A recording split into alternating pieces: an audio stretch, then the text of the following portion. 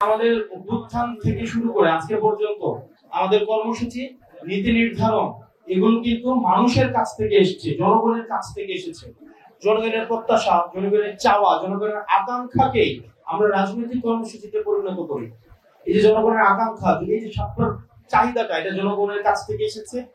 NCP যারা করে তারা ছাড়াও এই অভ্যুত্থানে যারা অংশগ্রহণ করেছে প্রত্যেকটা মানুষ চায় যে এনসিপির মার্কা হওয়া উচিত ছাত্ররা। অবশ্যই ফেব্রুয়ারিতে হওয়া উচিত, অবশ্যই হতে হবে। নির্বাচনকে তারাই পিছিয়ে দিতে চায় যারা এই সরকারের সাথে জুলাই সনদের একটা মুখোমুখি দাঁড় করিয়ে দিতে চায়। এই সরকারের নির্বাচনের যেমন ম্যান্ডেট রয়েছে, এই সরকারের জুলাই সনদের ম্যান্ডেট রয়েছে, এই সরকারের যেমন সংস্কারের ম্যান্ডেট রয়েছে। সুতরাং সংস্কার প্রক্রিয়া যথাসময়ে সম্পন্ন করে ফেব্রুয়ারিতে অবশ্যই নির্বাচন হতে হবে। এই ঘোষণাপত্র দেওয়ার কেবলমাত্র বৈধতা রয়েছে এই গণ-অভ্যুত্থান। এই গণ-অভ্যুত্থানের মধ্য দিয়ে যেহেতু ডক্টর মোহাম্মদ ইউনূস এসেছেন, উনি এটা আদেশ দিবেন এবং আদেশ দ্রুততম হতে হবে, কোন অধ্যাদেশ নয়, কোন প্রজ্ঞাপন। এই আদেশ অবশ্যই ডক্টর মোহাম্মদ ইউনূস এই আদেশকে জারি করতে হবে। আমরা দেখছি একটা পক্ষ তারা চায় চুপ্পু হচ্ছে এই জুলাই সনদের সিগনেচার করবেন, আদেশ দিবেন।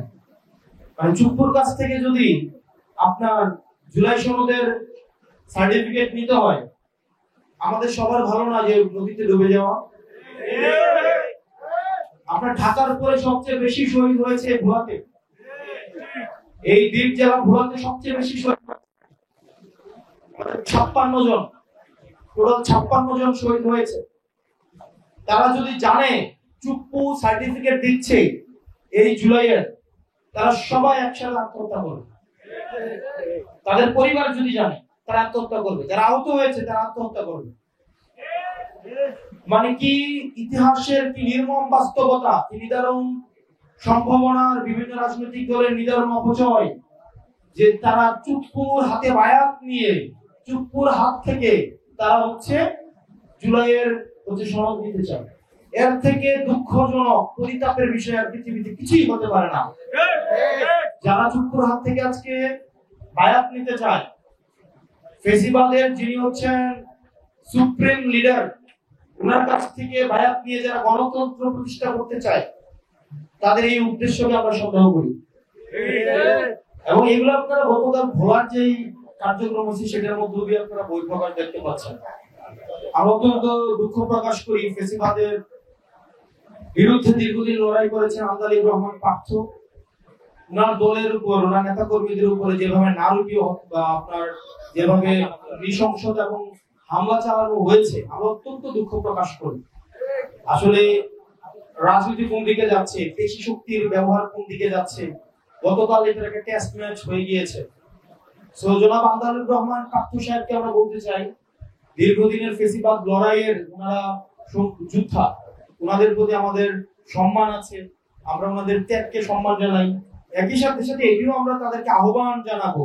আমাদের মনে হয়েছে 24-এর পরবর্তীতে ওনারা একটু হয়তো মনে করেছেন যে আমি ট্র্যাকলেস হয়ে গিয়েছিলাম, তো এখনো সুযোগ আছে, সময় আছে। ওনারা আবার কালকের ঘটনা থেকে শিক্ষা নিয়ে যদি আবার ওনারা ফিরে আসতে পারেন, তাহলে জনগণ আবার আমাদেরকে কাছে টেনে নেবেন।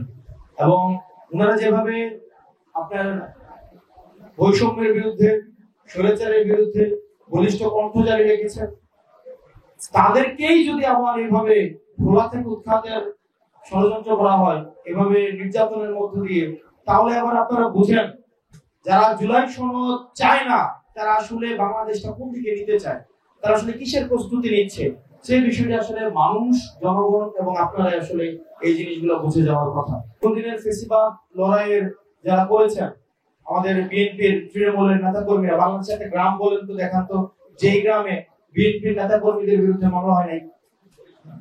এরকম কোন গ্রাম আছে?